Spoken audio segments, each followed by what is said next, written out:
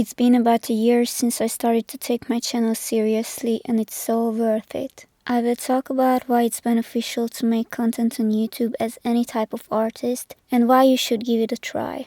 It's actually quite interesting how I got here.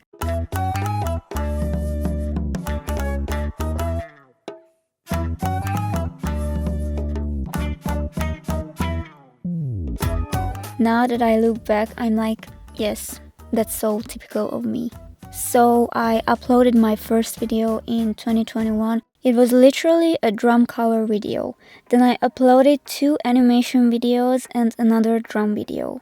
At this time, I already knew I wanted to do something with YouTube, I just didn't know when and how. It was still rather just an idea. I was still in uni and I also had other plans, but I already had so many different ideas on what kind of content and videos I want to make. But I put it on pause. And then when I was in Korea and I was settled, I said to myself, now it's time to really start this YouTube thing. I started with manifestation and self-development content because I am interested in those topics. And also because I was working as a background artist and honestly, I didn't feel like talking about art and making content about it. And then when I came back home, I was kind of burnt out and my mental health was not at the top. When 2023 began, I started uploading again, still similar content. In some of the videos I uploaded in the first half of this year, I talked about how I felt stuck and lost in 2023. I was in this weird situation or state for almost a year. Things didn't go as I planned, it felt like nothing was moving. But now that I think about it, slow movement is also movement. I just got used to things moving quite fast in my life before. That period gave me time to think about how I wanted to continue my life, what I wanted to do, and to make plans. I learned patience. Looking back, I actually needed a slower year like that. I needed to heal and learn a lot. The transition can be seen even on the videos I uploaded last summer. I finally started to feel passion for creating again. So I kind of switched from making self-development videos to art content, mixing the two at the time. But I was still not determined enough. I definitely started to take YouTube more seriously. I started doing research, study, and plan. The moment I completely shifted my mindset, everything changed because the first video I uploaded, particularly in the art niche, got very nice numbers. Obviously, this is relative, it's not like I went viral, but at the time, from my perspective, those numbers were huge. The slow growth could be seen even before because I went from an average of 50 or 100 to 300, 400 views. It's funny that the video I'm talking about got picked up by the algorithm 1 week after I uploaded it. Not to be that person who thinks everything is a sign, but that's interesting. Wait a second, do you smell that? Bitch, it's air. He literally breathes air. I have to text him, I literally have to fucking... So far, it's my second most viewed video on my channel. So far, because I am not stopping. After that, my channel kind of fell off a little bit, but I came back with new ideas and strategies in 2024, and it shows. I know this might seem slow to a lot of people because there are some creators who are able to gain thousands of subscribers and can monetize their channel in just a few months. And then there are people who reach these goals after years of hard work. Both ways are fine. I know the game can be unfair sometimes. Yes, luck is also a part of it, and there are so many talented people who don't get the recognition they deserve. When I said this whole thing is so typical of me, I meant it like I always experiment, try out, and want to do 100 different things. Yes, I am a Gemini. It is what it is. I take side quests, change my focus, learn new things, try out this and that, etc.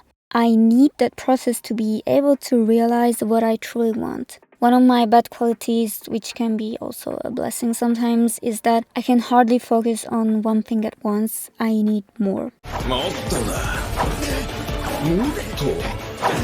Having multiple interests and wanting to do multiple things will result in attaining many different skills, but it also divides your energy. One of the main lessons I learned recently is to focus on 2 or maximum 3 main things at once. No more than that, because I will never fully master anything.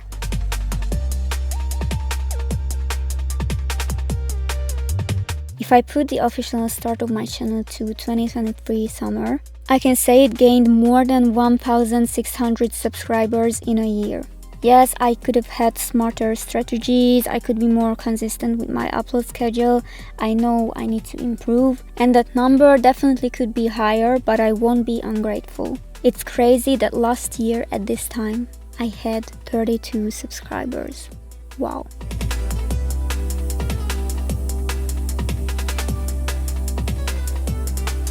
Now that the yapping session is over, I will tell why YouTube might be the best platform for you as an artist, especially if you tried out other social media sites and they didn't work. I get YouTube is not everyone's cup of tea and it might be the hardest platform to grow on, but if you don't give up, it can also be the most rewarding.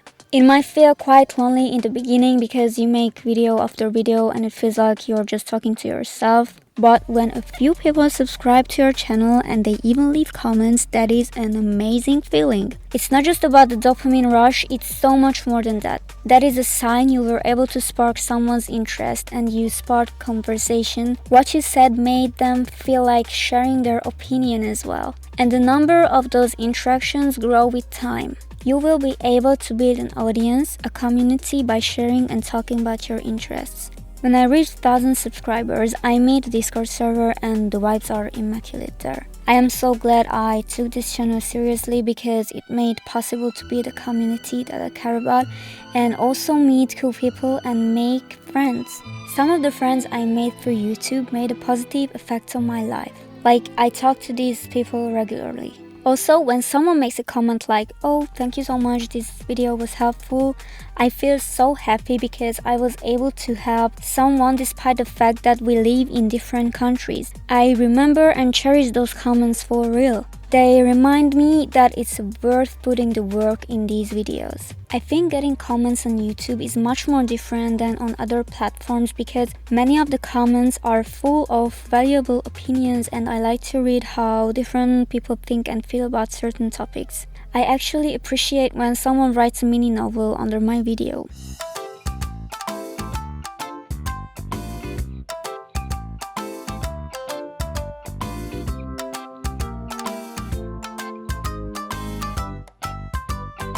Do you know that gold mine metaphor when two people keep digging and digging but they can't find the treasure? One stops right before reaching gold and turns back, but the other one keeps digging and finds it. And there's just a thin wall of earth standing between both of them and the gold. The second one didn't stop having faith in reaching it. You get what I'm trying to say with this, right? A YouTube channel can open other opportunities. It can literally grow your other social media platforms if you just link them on your channel and video description, which can lead to more people seeing your work, which can attract potential clients. I don't have a huge following on Twitter because I don't post as often as I should, but even so, a bunch of people follow me there coming from YouTube. If you fully lock in, you can actually use YouTube to build a career. I wouldn't recommend to fully depend on ad revenue alone, but YouTube can be a gate to all of your other platforms. You can promote your work, social media, shop courses, Patreon, and so on. If you grow your channel and gain a certain amount of subscribers and views, you can... Can you hear my stomach growling? It is literally growling. I'm so sorry. Okay. So, if you grow your YouTube channel and gain a certain amount of subscribers and views, you can actually make back with ad revenue and sponsorships.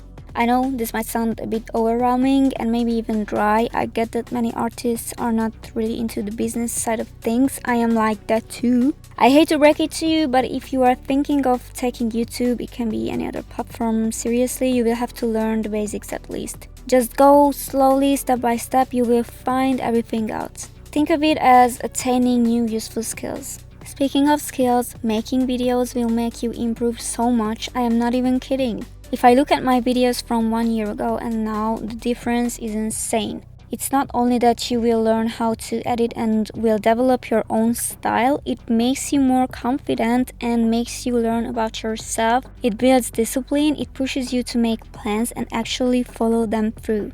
You will become diligent, more creative, and resourceful. All these skills can be very useful in other areas of life. But you actually have to have massive willpower. Making videos is not easy. You have to do research, make scripts, or at least take notes. You have to record yourself. This was the hardest part for me. I started with talking to a camera and I hated it. When I switched to just recording my voice, I still hated it. Sometimes I hate to listen to my own voice even these days. By this time, I should have gotten used to it, but it is what it is. Not like this could stop me from moving forward like you know who. If you're locked in, you just don't care, you focus on what you have to focus on. It also takes effort to stay consistent both with art and making content. I think if you make content, it can be considered an art form too. I mean, you make art, you record it, and then edit the video. That's a lot of work. But what I want to say is that you have to find creative ways to mix things. If you're subscribed to my channel, you probably know that sometimes I upload my animations as well. And it's funny that usually they get a few retweets and likes on Twitter, but here they perform quite well. When I animate or draw, I usually record my process and I can use those speedpaint videos for my long-form content. So if you don't want to show your face, recording speedpaint videos of making art is a good idea. Many creators in the niche do it. This way you can showcase your art while yapping about what you want to yap about. YouTube also improves your yapping skills. Yes, you have to like to yap if you want to do YouTube, because you have to have passion for whatever you yap about. And this is a great opportunity to yap. What else do I want to say? Oh yes, I feel like I wouldn't enjoy posting on Instagram. I know I am not alone. When I had an art account years ago, I just didn't like posting there. Since then, the platform has changed quite much and it does not really favor artists. I feel like on Instagram I am kind of restricted, having to pay attention that my account looks very neat and aesthetic all the time, and I have to follow the current trends as well. What about Twitter? Yes, it is absolutely goofy, but at least I don't have to pay attention that the art I post fits the aesthetic of all my other posts. What about TikTok? I don't like that site for various reasons. I prefer long-form content with more value packed in it. When I talk about a topic I like, I want to properly walk it around. If you also feel like short-form content is not your cup of tea, but you still want to make videos, I can recommend YouTube. The argument could be just like on other platforms, you are quite restricted on YouTube as well. Yes, but even if you have to somewhat adapt to the algorithm and make videos in one niche, you still have more freedom because YouTube likes to push fresh and unique ideas.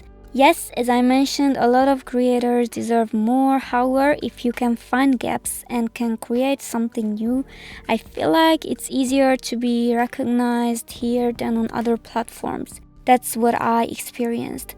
Plus, in the animation and art niche, there are so many topics you can talk about, it's not like you could run out of ideas soon.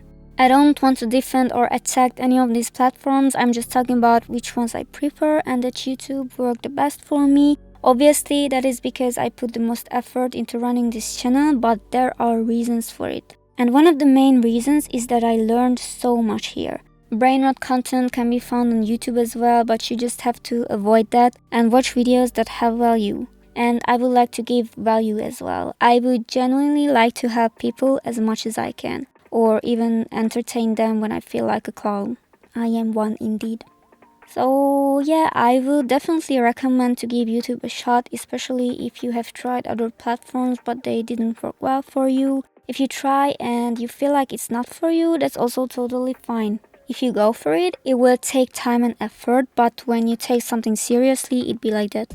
That's not a problem if you have discipline and you truly want what you want. A lot depends on your mindset. If you have any questions, feel free to ask them in the comment section. You can join the server if you want, and you can also follow me on Twitter if you want to, of course. Okay, thank you for watching. Bye. Don't forget to drink water. Love and peace.